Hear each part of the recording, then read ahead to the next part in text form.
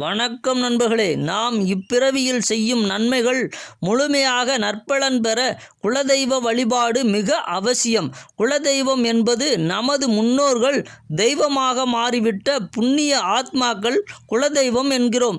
யாருக்கு கர்ம வினை அதிகமாக உள்ளதோ அவர்களுக்கு குலதெய்வம் அறியாமல் போவது உண்டு. இதை தீர்வு காண 12 ராசி மற்றும் லக்னத்தினருக்கும் உரிய தெய்வங்களை வழிபட்டால் வெற்றி உண்டு. வழிபாட்டால் அடையும் நன்மைகளை பார்ப்போம்.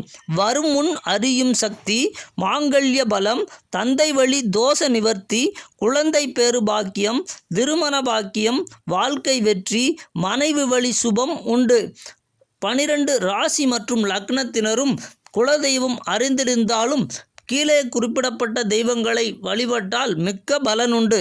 மேச ராசி மற்றும் லக்னம்: முனீஸ்வரன், கருப்பசாமி எல்லை தெய்வம். ரிஷப ராசி மற்றும் லக்னம்: ராமர், மீனாட்சி, விஷ்ணு. மிதுன ராசி மற்றும் லக்னம்: லட்சுமி, துர்க்கை வழிபாடு, பத்ரகாளி. கடகம்: முருகன், வனதேவதை, உக்ர பத்ரகாளி.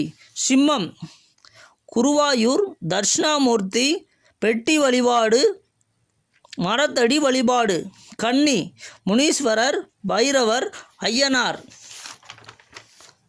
துலாம் ராசி மற்றும் துலாம் லக்னம்: ஆஞ்சநேயர், கருப்பசாமி, பைரவர்.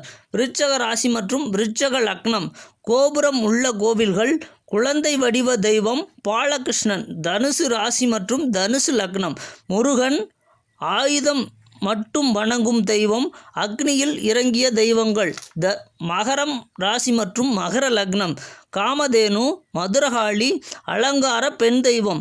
கும்ப ராசி மற்றும் கும்ப லக்னம்: விஷ்ணு அம்சமுள்ள தெய்வம், அம்மன், சப்த கன்னிகள். மீன ராசி மற்றும் மீன லக்னம்: துர்க்கை, காளி, ருத்ரன். வணக்கம் நண்பர்களே.